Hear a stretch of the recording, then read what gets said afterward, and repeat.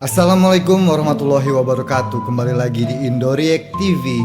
Dan kita kembali lagi di series storytelling season pertama, episode kedua.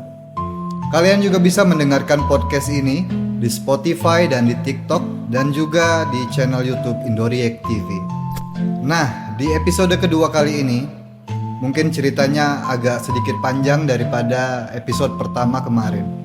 Dan episode kedua ini akan aku bagi menjadi beberapa part, karena episode ini menceritakan salah satu kisah nyata yang aku ambil dari perjalanan hidupku sewaktu aku masih berkuliah di Jogja pada tahun 2004. Langsung saja kita masuk ke ceritanya. Nah, cerita ini adalah kisah nyata di mana aku itu baru lulus SMA dan ingin meneruskan kuliah di Yogyakarta. Waktu itu aku baru lulus dari SMA di sebuah sekolah yang nggak terlalu favorit di kota Lampung, dan ingin melanjutkan kuliah di Bandung. Tetapi ibu dan ayahku nggak setuju kalau aku melanjutkan kuliah di Bandung dengan berbagai alasan dan pertimbangan. Lalu ayah dan ibuku memberikan pilihan aku untuk kuliah di Padang, karena di sana ada banyak keluargaku dengan background dan latar belakang pendidikan yang sangat bagus. Salah satu kakekku di sana menjadi guru besar dan seorang rektor di sebuah universitas favorit di Padang. Dan paman-pamanku juga banyak yang menjadi dosen di sana. Namun aku menolak karena aku memang nggak ingin terlalu mendalami soal pendidikan. Tujuanku kuliah itu hanya ingin menjadi sarjana, dan selebihnya aku ingin mengejar impianku di dalam dunia musik. Itulah kenapa yang pertama kali aku pilih adalah kota Bandung. Karena di Bandung pada zaman itu banyak banget musisi, seniman, anak-anak band yang menjadi terkenal yang berasal dari kota Bandung itu. Setelah menjalani perdebatan panjang dengan ayah dan ibuku, akhirnya mereka kekeh tetap tidak memperbolehkan aku untuk berkuliah di Bandung dan memberikan pilihan kedua, yaitu kota Jogja, dengan alasan ada paman saya juga yang sedang berkuliah di sana mengambil S2 di salah satu universitas paling terkenal di kota Jogja. Akhirnya aku pun mengiyakan pilihan tersebut karena aku pikir kalau di Jogja juga bisa mendukung hobi musikku pada zaman itu. Karena di Jogja lumayan banyak juga seniman, musisi yang bermunculan pada zaman itu, seperti Sheila on 7. Dan hari itu pun tiba, hari dimana akhirnya aku mulai berangkat ke Jogja untuk mencari kampus dan tempat tinggalku selama berada di Jogja.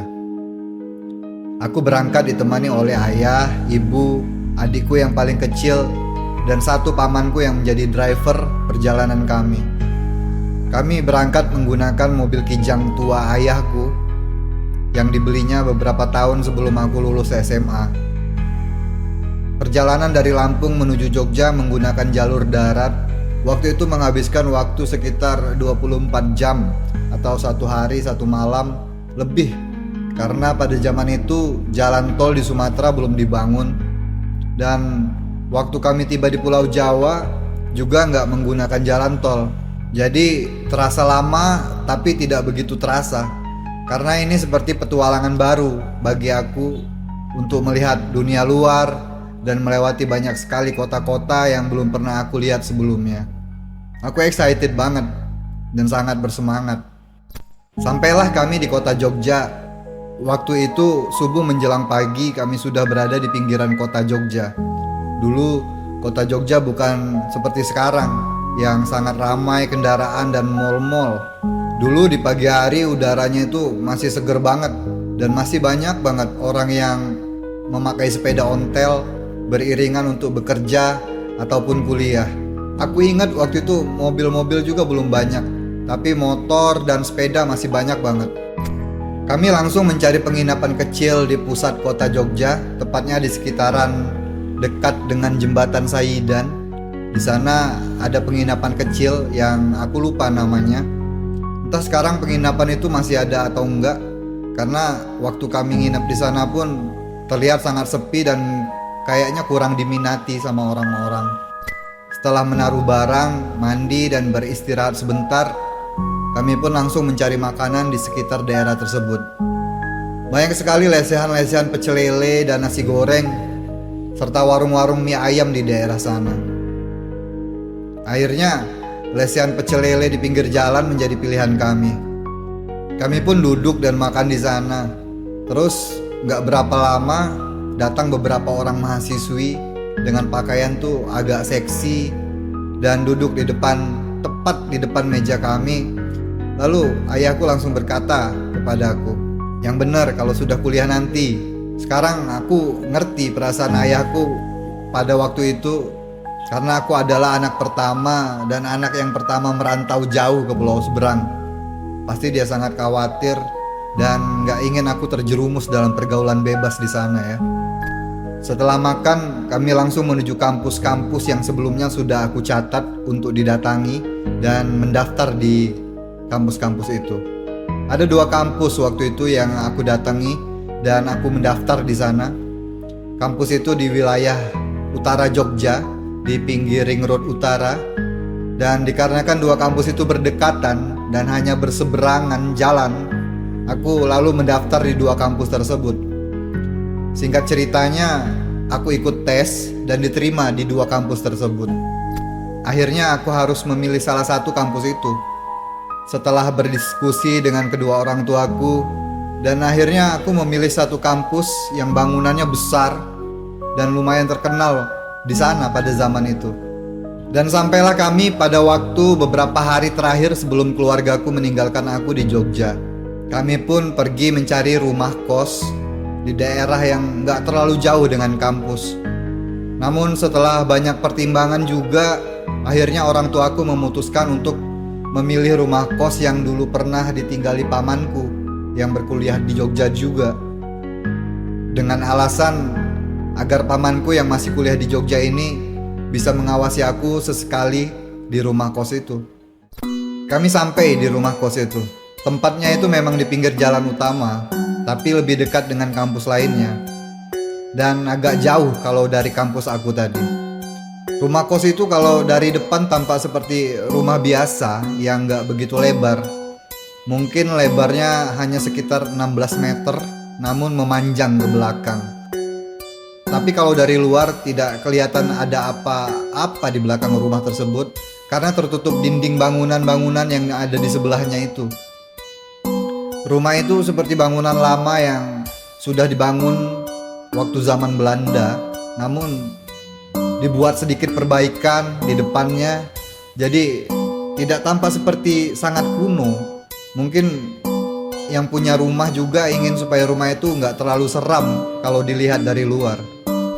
Kami bertemu ibu kosnya, masih muda, umurnya sekitar 40-an lah, dan kulitnya putih serta wajahnya sangat khas wanita Jawa. Sepertinya memang keluarga ini memang sudah kaya dari dulu, karena di dalam rumahnya juga terasa vibes old money-nya banget. Ibu itu punya satu anak laki-laki yang masih kecil, sekitar umur 10-11 tahun, dan anaknya nggak terlalu aktif seperti anak yang jarang bermain sama teman-temannya di luar. Hanya di rumah aja asik dengan TV, dengan mainannya. Suami ibu itu juga bekerja di pertambangan di sebuah perusahaan di daerah Kalimantan. Jadi suaminya jarang sekali pulang. Mungkin 3 bulan sekali suaminya pulang. Dan ibu itu tinggal sendirian di rumah yang sebesar itu. Tapi ada seorang nenek yang tugasnya sebagai pembantu yang membersihkan rumah ibu itu, dan sesekali juga jagain anaknya tadi. Nenek itu juga selayaknya wanita Jawa yang sering memakai pakaian batik, dan badannya juga sudah agak bungkuk. Ibu itu lalu mengajak kami ke belakang rumah, melewati lorong kecil di samping rumah utama, dan akhirnya baru terlihat ada apa di belakang rumah tersebut. Ternyata ada bangunan 2 lantai yang bentuknya itu letter U, dan di depannya ada sebuah gazebo atau sebuah pelataran yang biasanya dipakai untuk tempat bersantai anak-anak kos yang tinggal di sana. Karena di sana juga ada satu TV lama yang sangat lama yang masih memakai knob putar untuk mencari channel, bukan memakai remote. Ada 2 orang pemuda waktu itu yang sedang duduk di sana sambil menonton TV dan menyapa aku serta keluargaku. "Monggo mas," kata mereka dalam bahasa Jawa. Kami pun tersenyum kepada mereka dan ibu kos langsung bilang kalau mereka adalah mahasiswa yang sudah agak lama tinggal di sini. Ibu kos itu juga menjelaskan kalau ada 12 kamar di sini, 6 kamar di lantai bawah dan 6 kamar lagi di lantai atas. Yang kosong hanya 1 kamar di atas, yaitu kamar nomor 5, yang tepatnya berada di sudut kanan atas bangunan tersebut. Kamar itu lebih besar, lebih lebar dari kamar yang lain. Dinding kamarnya berwarna krim, tapi banyak bercak-bercak jamur di setiap pojokan kamar, seperti sudah lama nggak ditinggalin. Lantainya pun masih memakai lantai biasa, bukan marmer, kayak lantai rumah lama yang warnanya itu abu-abu yang biasa kita lihat seperti di rumah sakit lama itu. Dan semua kamar di sana itu nggak punya kamar mandi di dalamnya.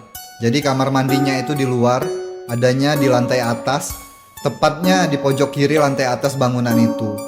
Ada 2 kamar mandi, dan itu dipakai bergantian oleh penghuni kos. Di sebelah kamar mandi itu ada ruang terbuka untuk menjemur pakaian. Dan di bawah tempat menjemur pakaian itu ada tempat parkir kendaraan, motor, sepeda untuk para anak-anak kos di sana. Maklumlah, zaman itu belum banyak mahasiswa yang pakai mobil untuk kuliah ya. Kendaraan mereka kebanyakan seperti sepeda atau motor atau hanya jalan kaki kayak aku. Karena aku juga nggak diberikan kendaraan, mungkin karena awal-awal kuliah supaya kenal dulu medannya, kenal dulu kota Jogja seperti apa ya kan. Singkat cerita, aku mendapat kamar dan tempat tinggal. Besoknya setelah memindahkan semua baju dan barang yang aku bawa dari penginapan ke dalam kos, lalu keluarga aku pun pamit untuk pulang ke rumah dan meninggalkan aku untuk kuliah di kota Jogja ini. Di hari pertama aku tinggal di sana, aku belum tahu semua nama-nama para penghuni kamar kos itu. Dan mereka juga jarang ada di kamar karena sedang kuliah ataupun sedang tidur. Jadi belum ada lagi yang aku temui selain 2 pemuda kemarin. Dan entah kemana 2 pemuda yang kemarin. Sampai saat itu aku belum pernah melihatnya lagi. Malam pun mulai menjelang. Aku sholat maghrib dan bersiap untuk mencari makan di luar untuk makan malam itu. Aku keluar melalui jalan samping rumah utama dan menutup pagarnya. Oh iya, ada peraturan di rumah kos ini. Jam malam adalah jam 10 malam, yang artinya tepat jam 10 malam pintu pagar akan dikunci, dan kalau kita masih di luar artinya kita nggak bisa masuk lagi ke dalam rumah kos itu. Dan dilarang juga membawa wanita ke dalam area kos, apalagi ke dalam kamar. Dan satu peraturan lagi adalah jangan membuka pagar di samping kamar mandi, karena itu adalah pagar untuk akses tangga ke atas bangunan. Mungkin takutnya kita jatuh atau seperti apa, atau ada barang-barang yang simpenan ibu kos di sana ya. Nah, aku pun beli makanan yang ada di depan kos. Aku beli dari seorang penjual nasi goreng yang berjualan dengan gerobak dorong, dan sengaja aku bungkus untuk makan di dalam kamar. Aku bawa makanan tadi menuju kamarku, dan sambil berjalan aku baru sadar, ternyata di atas pintu kamar kos itu ada nomor kamar. Tetapi kecil banget, sampai kalau nggak benar-benar dilihat, nomor itu nggak akan disadari ada di sana. Lalu aku melihat nomor kamar yang ada di sebelah kamarku itu. Nomor kamar itu nomor 3. Dan aku lihat nomor kamarku dan nomornya adalah nomor 5. Lalu aku juga lihat nomor kamar yang di pojok bangunan di sebelah kamarku itu. Ternyata nomor kamarnya adalah nomor 6. Aku berkata kecil, dalam hati. Di mana nomor 4? Lalu aku berpikir mungkin di bawah. Lalu aku langsung masuk ke kamar, menghabiskan makanan.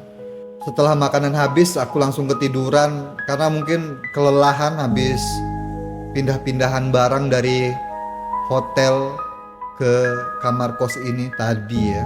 Dan aku pun langsung tertidur sampai besok pagi. Nah, di hari kedua saat pagi hari, baru aku mulai bertemu dengan para mahasiswa yang tinggal di sana. Aku berkenalan satu persatu, ngobrol dan berbincang sambil mengantri untuk bergantian memakai kamar mandi yang cuma 2 kamar itu. Orang-orang di sana sangat ramah dan sangat friendly banget. Mereka kebanyakan kuliah di kampus yang dekat dengan kos kami, dan kebanyakan sudah mau hampir selesai.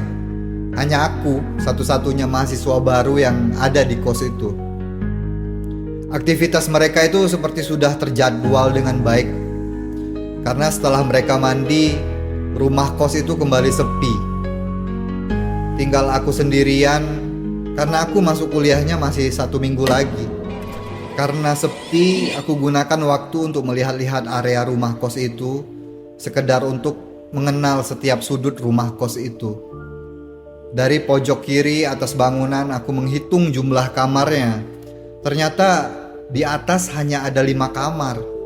Nomor 1, 2, 3, 5, dan nomor 6.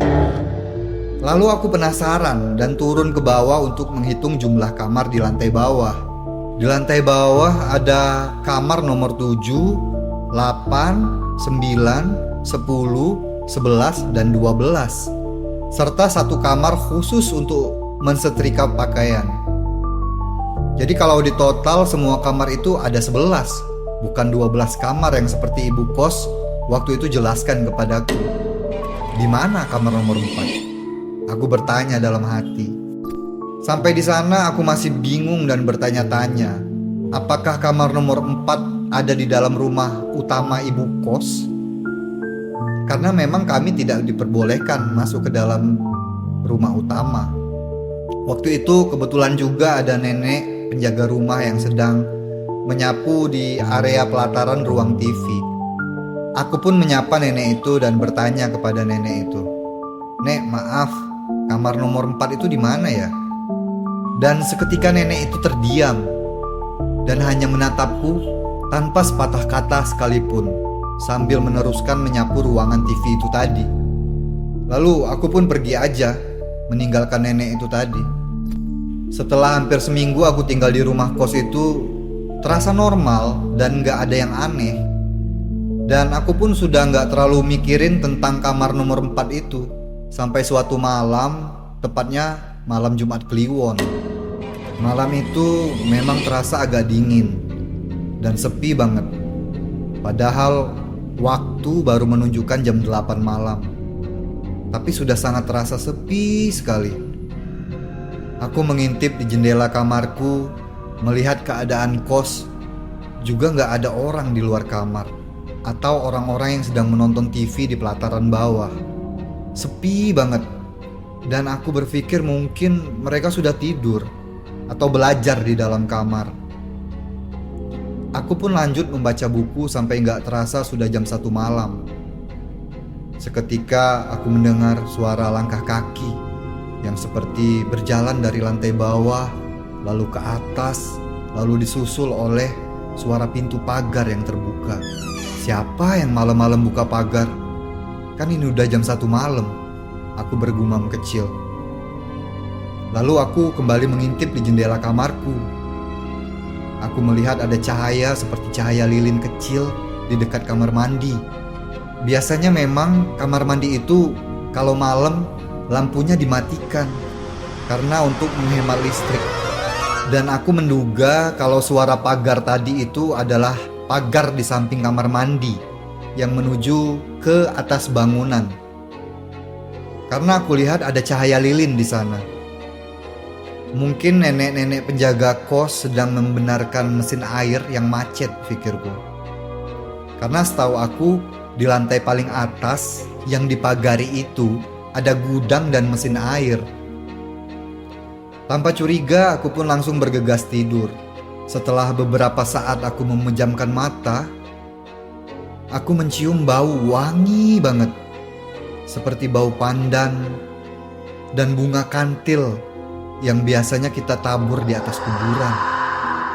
Bau itu gak hilang-hilang, tapi aku tetap aja pejemin mata karena memang sudah ngantuk banget. Dan aku juga takut mencium bau wangi itu. Aku juga takut membuka mataku karena aku tahu kalau bau-bau ini biasanya identik dengan bau-bau makhluk halus. Aku tetap aja gak mau buka mata. Dan mungkin karena saat itu aku sangat ngantuk banget, aku langsung tertidur sampai pagi harinya. Oke, kita lanjutkan lagi cerita ini di part keduanya. Jadi untuk kalian yang ingin mendengarkan podcast ini, kalian juga bisa mendengarkan di Spotify, di YouTube, dan di TikTok. Jangan lupa juga untuk kalian follow Spotify dan akun TikTok, serta subscribe juga channel di YouTube Indoreact TV untuk langsung mendapatkan notifikasi jika ada video-video baru selanjutnya. Dan mungkin itu aja untuk video kali ini, cukup sampai di sini aja. Sampai ketemu lagi di video selanjutnya. Akhir kata, assalamualaikum warahmatullahi wabarakatuh.